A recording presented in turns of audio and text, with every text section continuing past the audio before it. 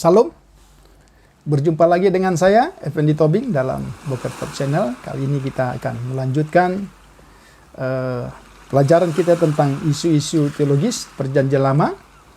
Pada episode sebelumnya kita sudah belajar tentang dosa turunan versi yang pertama, episode yang pertama. Hari ini kita akan belajar dosa turunan versus tanggung jawab pribadi.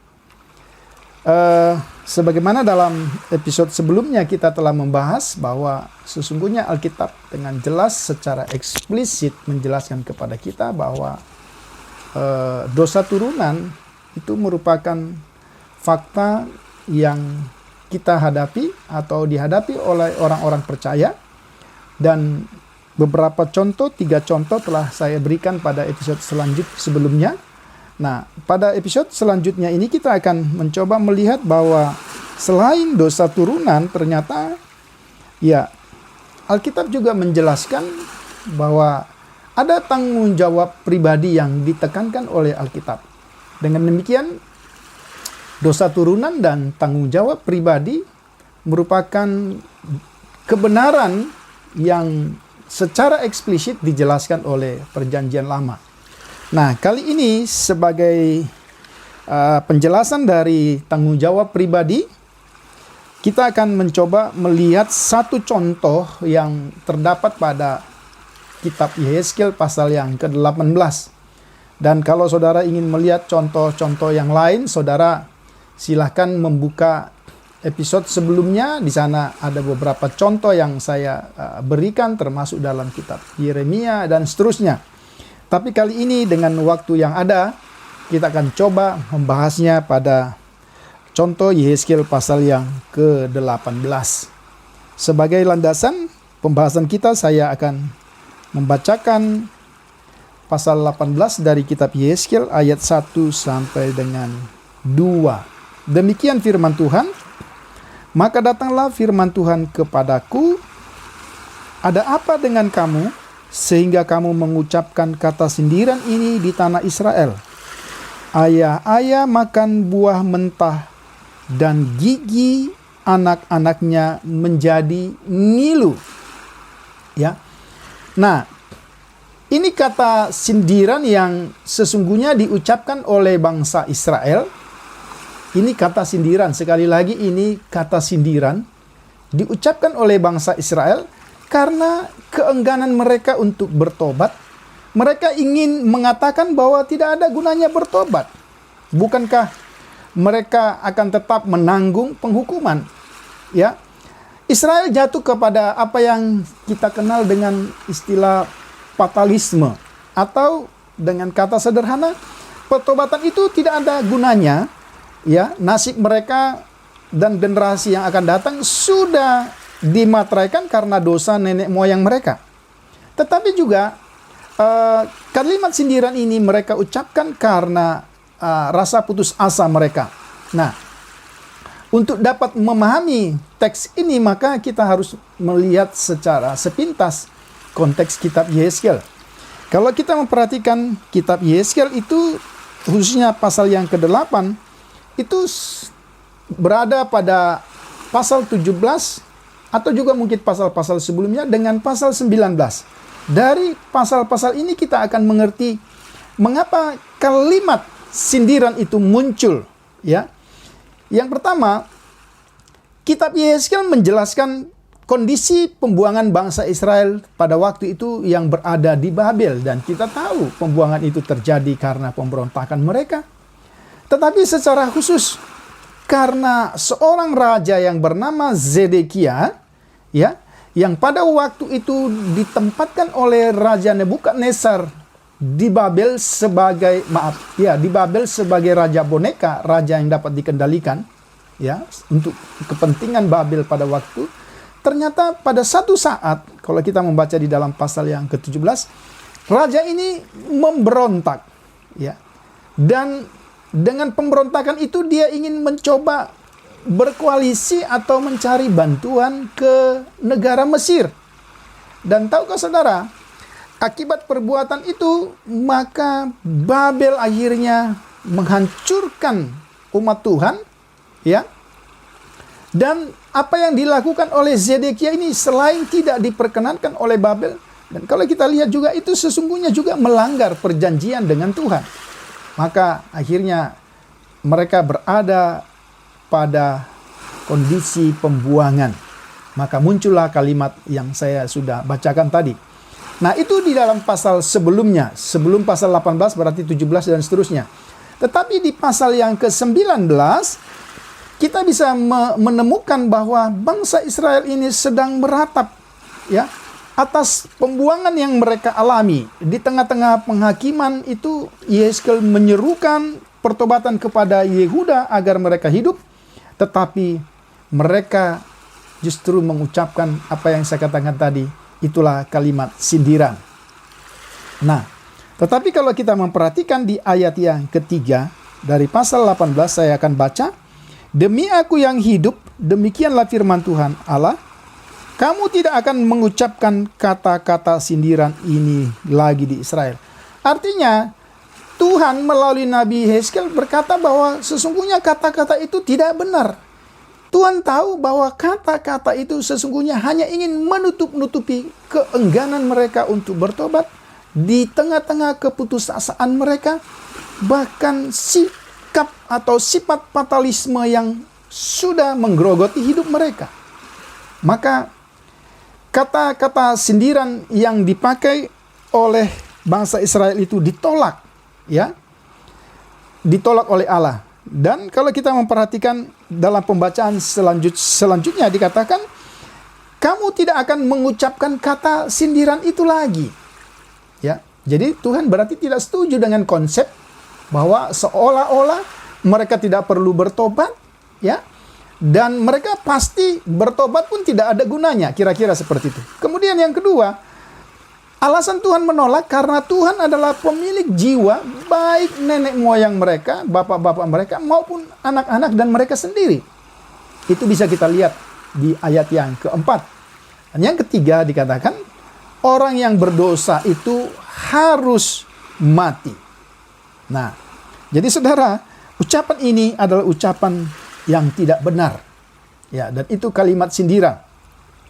Kemudian selanjutnya kalau kita memperhatikan, untuk menjelaskan, ya, atau untuk menjelaskan argumentasinya, Tuhan melalui Yehezkiel menjelaskan contoh bahwa sesungguhnya sindiran itu tidak benar. Maka dia menjelaskan contoh. Kita bisa melihat, ya, Yehezkiel memberikan contoh 3 keturunan dalam satu keluarga. Saudara silakan bisa buka Alkitabnya, saya tidak akan membaca, saya akan menjelaskannya secara singkat. Yang pertama, dalam pasal 18 ayat 5-9, saudara juga bisa lihat di PPT nanti, ya, keturunan yang pertama itu baik, jika keturunan yang pertama itu baik, maka ia akan hidup. Ya, itu yang pertama. Kemudian dari pasal 18 ayat 10-13, jika keturunan yang kedua itu jahat, maka ia akan mati. Oke, itu yang kedua.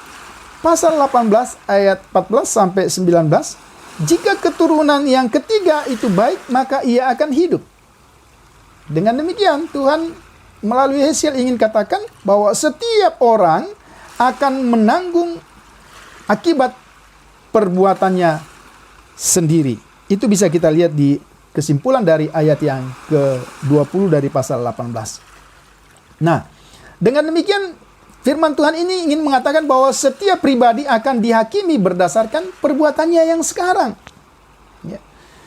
Jadi jangan bersembunyi di balik perbuatan nenek moyang, sementara Tuhan sebenarnya ingin katakan perbuatan kita hari ini atau perbuatan bangsa Israel pada generasinya, itu yang ingin Tuhan maksudkan. Itu kita bisa lihat dari ayat 21 dari pasal 18 sampai dengan ayat 29. Ya. Ada dua poin penting di situ. Yang pertama, orang jahat yang bertobat tentu akan hidup. Nah, kalau tadi bicara tentang generasi keturunan ya yang baik akan hidup, sekarang dibutuhkan proses pertobatan. Orang jahat yang bertobat tentu akan hidup. Itu bisa kita baca dari ayat 21 sampai ayat 23. Kemudian juga disambung dari ayat 27 sampai dengan ayat 28. Ya. Yang kedua, orang benar yang berpaling atau menyimpang pasti akan mati. Ayat 24 dan 26. Nah, dari penjelasan ini saudara, firman Tuhan ini mau berkata kepada bangsa Israel pada waktu itu bahwa perubahan atau pertobatan merupakan sesuatu yang mungkin terjadi pada setiap orang, ya. Jadi jangan bersembunyi di balik pelanggaran orang tua, sementara kita sekarang ini sedang melakukan pelanggaran. Tapi Tuhan masih katakan mungkin untuk kita mengalami perubahan. Mungkin ada waktu bagi kita untuk bertobat, kira-kira seperti itu. Kemudian yang kedua, setiap perubahan, ya, setiap perubahan di sini bisa pertobatan atau juga menyimpang, jadi yang positif atau yang negatif, ini bisa memiliki konsekuensi masing-masing. Dan kalau kita bertobat, maka kita akan hidup. Tapi kalau hari ini kita benar tetapi kemudian kita menyimpang, maka kita akan mati. Kira-kira seperti itu. Kemudian, masa depan seseorang, tanda kutip, ditentukan oleh perubahan pada tingkah lakunya. Kalau kita ingin hidup, maka mari kita bertobat. Tetapi kalau kita ingin mati, maka akan melakukan penyimpangan. Kira-kira demikian. Nah, selanjutnya, pertobatan itu dikatakan akan membawa hidup. Itu bisa kita lihat dari ayat 30 sampai 31. Dengan demikian, penolakan Tuhan terhadap peribahasa atau kata-kata sindiran di atas, ya, karena peribahasa tersebut, saya ulang, penolakan Tuhan terhadap peribahasa atau kata-kata sindiran tersebut di atas adalah karena peribahasa atau kata-kata sindiran itu, ya, justru menghambat bangsa Israel untuk bertobat. Ya. Pertanyaannya, mengapa harus bertobat? Ini yang harus kita lihat. Ya, yang pertama, karena setiap orang bertanggung jawab atas perbuatan dan dosanya sendiri. Ya, itu sudah kita lihat dari ayat 5 sampai dengan ayat yang ke-20. Oke. Yang kedua, setiap orang atau setiap generasi dapat berpaling atau punya kesempatan untuk bertobat dari tingkah lakunya yang lama dan akan dihakimi menurut tingkah lakunya yang sekarang. Nah, lagi-lagi ini semakin jelas ya. Itu bisa kita lihat dari ayat 21 sampai 29 tadi. Artinya, ya, bukan yang dilakukan oleh orang tua kita itu memang benar, ada tempatnya, dan itu sudah kita bahas pada episode sebelumnya. Tetapi kalau ucapan-ucapan kita itu hanya sebagai slogan-slogan untuk menutupi keengganan kita untuk bertobat, maka ini yang Tuhan katakan. Ya, setiap pribadi atau generasi dapat berpaling dari tingkah lakunya yang lama dan akan dihakimi menurut tingkah lakunya yang sekarang. Oke. Ini yang bisa kita lihat. Nah, sehingga ya, orang berdosa dapat berubah menjadi orang benar melalui pertobatan sehingga tidak mendapat penghukuman Tuhan. Ya. Nah, kalau kita memperhatikan bagian-bagian ini, maka orang berdosa dalam konteks Yesil pada waktu itu tentu orang-orang yang mengalami pembuangan, yang melakukan pemberontakan kepada Allah dapat berbalik. Ya, saya ulang, orang berdosa dalam konteks waktu itu bangsa Israel yang dibuang, ya, yang melakukan pemberontakan kepada Tuhan, itu dapat berbalik, ya, tanpa dihalangi ikatan kekeluargaan, ya, dengan memakai alasan tadi. Itu pasal 18 ayat 5 sampai 20. Dan juga tidak dihalangi oleh tingkah laku mereka yang lama. Berarti perlu pertobatan.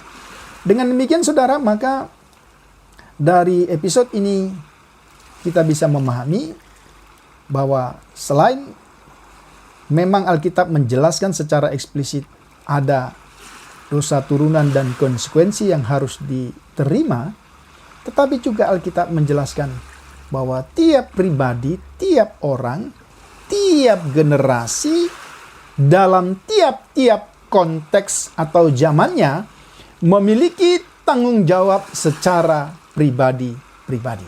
Dengan demikian saudara, pengajaran Alkitab sangat terbuka.